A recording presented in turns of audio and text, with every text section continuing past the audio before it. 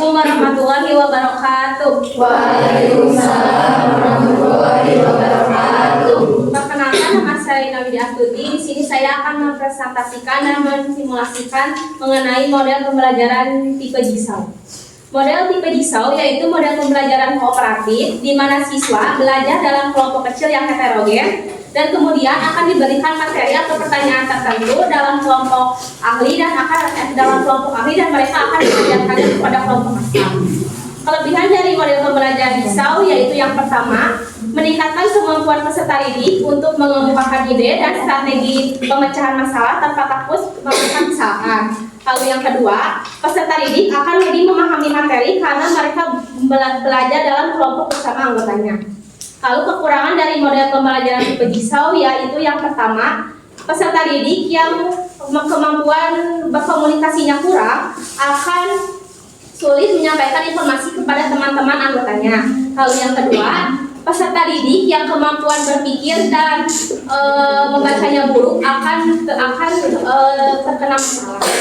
Lalu kita sintang dari model pembelajaran Jigsaw yaitu yang pertama, ada menyampaikan informasi mengenai materi, yang kedua pembentukan kelompok asal, yang ketiga pembagian materi, yang keempat pembentukan kelompok ahli, yang kelima kelompok ahli kembali ke kelompok asal, yang keenam diskusi dan penyatuan materi, yang ketujuh penutupan presentasi, yang kedelapan evaluasi. Di sini saya mengambil materi mengenai ciri-ciri bangun datar. Kita mulai aja ke simulasinya. Yang pertama, guru akan menyampaikan materi mengenai bangun datar dan gambaran umum mengenai ciri-ciri bangun datar. Lalu yang kedua, pembentukan kelompok asal. Kelompok asal dibentuk membagi peserta didik ke dalam kelompok kecil yang heterogen berisi 4-5 orang peserta didik. Lalu yang ketiga ada pemberian materi. Pemberian materi diberikan, guru akan memberikan lembar kerja kepada peserta didik. Kemudian di sini saya menggunakan media nomor. Jadi nanti kalau gurunya memberikan lembar kerja dengan nomor, peserta didik dalam anggotanya dapat memilih nomor yang mereka mau, misalkan seperti itu. Lalu peserta didik akan melihat lembar kerja seperti ini.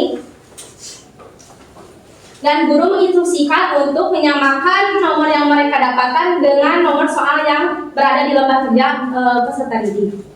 Lalu kemudian pembentukan kelompok ahli.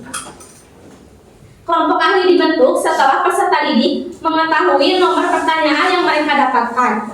Guru juga memberikan waktu kepada peserta didik untuk mendiskusikan di kelompok ahli sekitar 5-10 menit. Misalkan seperti ini. Pertanyaan nomor 1, kelompok ahli pertanyaan nomor 1 berkumpul di sini, kelompok ahli pertanyaan nomor 2 berkumpul di sini, seperti itu. Lalu yang keempat ada kelompok ahli kembali ke kelompok asal.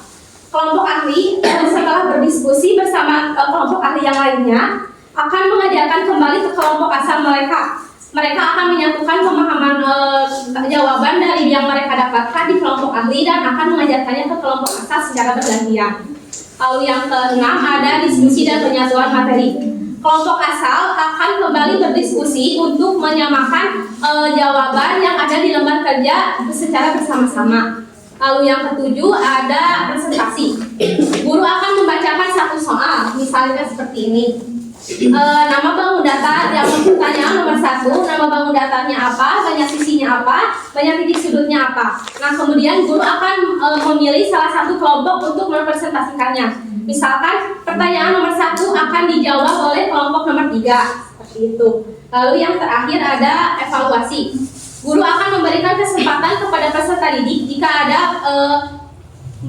materi yang pertanyaan yang belum diketahui atau masih sulit untuk dijelaskan. Lalu guru juga memberikan umpan balik kepada peserta didik dan mereka bersama-sama untuk menyimpulkan materi yang telah dipelajari.